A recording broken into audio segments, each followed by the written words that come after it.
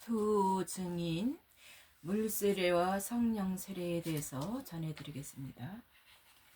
말씀해 보면은 모세를 알았다면 또 나를 믿었으리니 이는 내가 대여 기록하였습니다. 그러나 그의 글도 믿지 아니하거든 어찌 내 말을 믿겠느냐 하시니라. 요한복음 5장 46절에서 47절 말씀이 되겠습니다. 말씀해 보면은 여기서 모세가 이제 기록한 율법, 모세 오경은 장차 오실 예수 그리스도를 증거하기 위한 것이었습니다. 근데 예수 그리스도는 율법을 폐하러 오신 것이 아니라 완성하기 위해서 새 언약의 중보자로 오신 겁니다.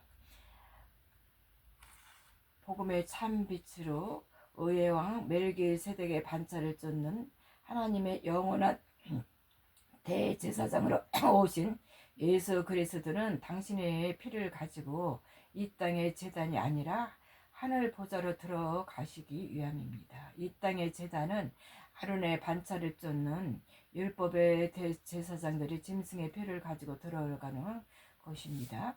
예수께서 성찬식 때에 겉옷을 벗고 수건을 허리에 두르시는 것은 하나님의 영원한 대제사장이 이 땅에서 율법의 규례를 성취하는 계시가 되겠습니다. 예수께서 행하시는 모든 말씀과 행하시는 사역을 율법의 규례를 성취하는 것이에요. 그래서 말씀해 보면 이에 이제 또 대에 물을 담아 제자들의 발을 씻기시고 그 두르신 수건으로 씻기시기를 시작하였다 이렇게 말씀하세요. 요한복음 13장 5절에 보면은 여기서 예수님은 제자들의 성찬식을 행하시는 장소는 이 땅의 제단 곧 화려한 예루살렘 성전이 아니라 마가 다락방에서 행하셨죠. 이 마가 다락방은 교회의 머리 대신 예수 그리스도와 한 몸으로 연합을 이루는 하늘에 속한 지체들이 모이는 이 교회를 말하는 것입니다. 이 땅의 제단과 성령에 거하는 거룩한 성전으로 세워지는 하나님의 자녀들이 모이는 교회로 서로 구분하기 위해서 이 마가 다락방을 하나님은 성전이요 그리스도의 몸된 교회라고 이렇게 말씀하십니다. 그래서 예수님은 제자들의 발에 씻기시기 위해 물을 담아온 태야는 하나님께서 모세를 통해 하늘의 모형으로 지은 성막 안뜰에 있던 물두멍을 상징하는 것이에요. 성막에서 제자를 지내는 제사장들은 물두멍에 담긴 물에 손을 씻어야 성소로 들어갈 수 있는데 이는 율법에 정한 정결 의식으로 물 세례를 계시하는 것입니다. 그래서 예수님께서는 물두멍을 상징하는 대의 물을 받아 제사장들의 발을 씻기신 것입니다. 그래서 율법의 제사장들이 손을 씻는 물두멍을 상징하는 대에 물을 담아 제자들의 발에 씻기신 것은 제자들의 신분이 율법 아래서 하나님의 아들의 명분을 얻게 된 후 또한 그 후에 이 하나님의 아들임을 증거하게 되는 것입니다. 후사임을 증거하게 되는 것입니다. 그들은 율법 아래 있는 여자들 가운데 모든 산자의 어미로 예비된 동정녀 마리아의 몸을 통해 약속하신 여자의 후손으로 오신 예수 그리스도 안에 복음의 씨로 있던 성령의 약속을 받은 하나님의 아들들이라는 것입니다. 여기서 여자의 후손으로 오시는 메시아는 뱀의 후손이 그 발꿈치를 상하게 한다고 하였어요. 이 발꿈치를 상한다 하면 십자가에 육신의 몸이 죽는 것을 말합니다. 그래서 예수님께서는 제자들의 발을 씻기심은 그들도 그리스도와 같이 모든 산자의 어미에서 나오는 하나님의 아들들로서 육신의 몸이 죽어야 하기 때문이겠죠.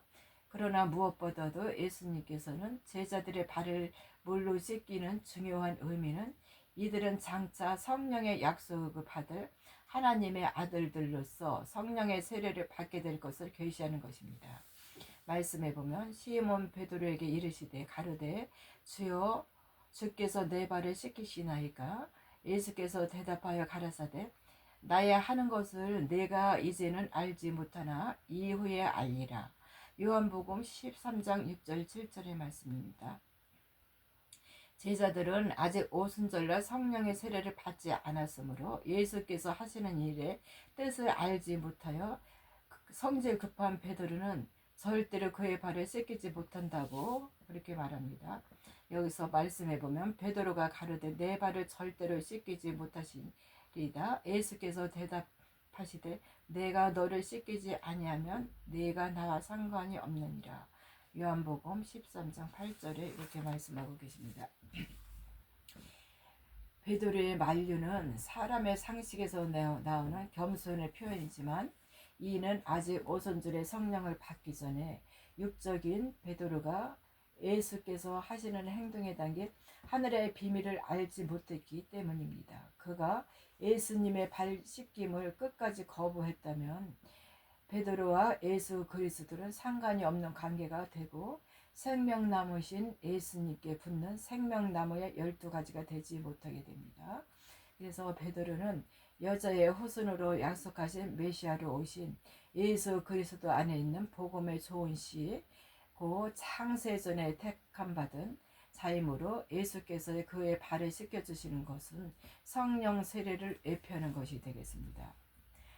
말씀해 보면 시몬 베드로가 가로되 주여 내 발뿐 아니라 손과 머리도 씻겨 주옵소서. 예수께서 가라사대 이미 목욕한 자는 발밖에 씻을 필요가 없음이니라.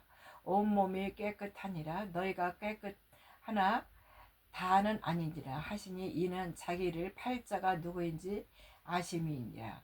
그러므로 다는 깨끗이 아니하시니라 이렇게 말씀하고 계십니다. 요한복음 13장 9절에서 11절 말씀.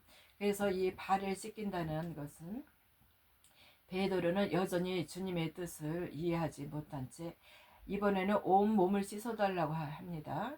그러나 예수님께서는 목욕한 자는 발밖에 씻을 필요가 없다고 이렇게 대답하세요. 목욕한 자란 이미 물로 죄를 씻어 정결함을 받은 예수 이름의 세례를 받는 자를 말하는 것입니다. 물세례는 세례 요한이 주었고 예수 그리스도의 제자들은 예수 이름의 세례를 주었어요. 물세례는 율법의 선지자가 구약시대의 종들에게 주는 세례이며 예수 이름의 세례는 하나님의 아들들이 신약시대의 종들에게 주는 이 세례를 말하는 것입니다. 그래서 오늘날 열방의 교회에서는 물로 세례나 침례를 주고 있는데 이는 세례에 대한 하늘의 비밀을 모른 채 구약의 율법을 따르는 행위에 불과한 것입니다. 그래서 물로 세례를 주는 시대는 세례 요한까지이며 예수께서 이 땅에 오신 이후로는 예수 이름의 세례를 주는 이 시대입니다. 하지만 시대에 따라 부르는 이름이 다를 뿐 둘 다 하나님의 종들에게 제사함을 주는 이 세례를 말하는 것이에요. 하나님의 아들들도 율법 아래 있을 때는 제3의 세례를 받았으나 하나님의 때가 되면 성령 세례까지 받아 아들의 명분을 받는 자로 세워지게 됩니다. 이는 초림으로 오신 예수님이 요단강에서 세례 요한의 물세례를 받으신 후 하늘로서 비둘기같이 내려주신 성령의 세례를 받으신 것에서 증거하는 것입니다. 말씀해 보면 예수께서 세례를 받으시고 고운 물에서 올라오실 때 하늘이 열리고 하나님의 성령이 비둘기같이 내려 자기 위에 임하심을 보시더라. 마태복음 3장 16절 말씀입니다. 그래서 이미 목욕한 자가 발을 씻었다 한다는 것은 성령의 약속을 받은 자들에게 선물로 주는 예수 이름으로 보내는 보혜사 성령의 세례를 말하는 것입니다. 그래서 보혜사 성령의 세례는 이른비가 내리는 오순절부터 마지막 나팔절 이전까지 늦은 비로 오게 되는 것입니다. 말씀에 보면 보혜사 곧 아버지께서 내 이름으로 보내실 성령 그가 너에게 모든 것을 가르치시고 내가 너에게 말한 모든 것을 생각나게 하시리니. 요한복음 14장 36절 말씀입니다. 보혜사 성령이 오시면 예수께서 새 언약의 말씀으로 제자들에게 전하신 천국의 비밀을 가르치고 알려주셔서 좋은 씨를 받아 천국을 소유하는 천국의 아들들의 열매를 맺게 되는 것입니다. 예수님께서는 제자들에게 행하신 세족식은 하나님의 아들들이 받을 성령의 세례를 계시하며 제자들도 그리스도와 함께 십자가에 못 박혀 십자가에서 연합을 이루게 됨을 나타내는 것이 되겠습니다. 말씀해 보면 예수께서 가라사대 너희 구하는 것을 너희가 알지 못하는도다. 너희가 나의 마시는 잔을 마시며 나의 받을 세례를 받을 수 있느냐? 저희가 말하되 할 수 있나이다. 예수께서 이르시되 너희가 나의 마시는 잔을 마시며 나의 받을 세례를 받으려니와 내 좌우편에 앉는 것은 나의 줄 것이 아니라 누구를 위하여 예비하였든지 그들이 받을 것이나 이렇게 말씀하세요. 마가복음 10장 38절에서 40절 말씀이 되겠습니다. 그래서 예수께서는 당신이 마시는 잔은 십자가의 죽음이며 받으시는 세례는 성령의 이 세례를 말하는 것입니다.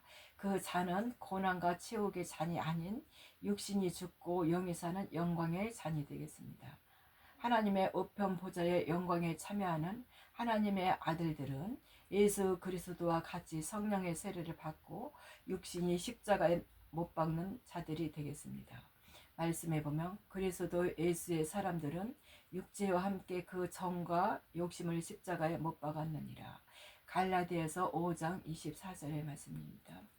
그리스도 예수의 사람들은 그의 몸된 지체로 복음의 아들들, 하나님의 아들들이에요.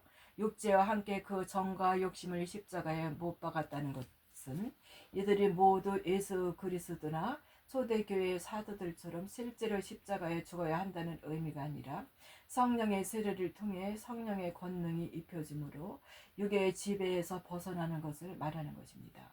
제자들도 오순절날 성령 세례를 받기 전까지는 인간적인 열정과 의지로 육적인 삶을 살았어요. 성령의 세례를 받고 난 후에는 성령의 능력이 나타나는 놀라운 삶을 살며 많은 변화가 일어나게 되었습니다. 사도 바울은 내가 그리스도와 함께 십자가에 못 박혔다고 고백하며 예수께서는 제자들에게 자기를 부인하고 자기 십자가를 지고 나를 쫓으라고 이렇게 말씀하셨습니다.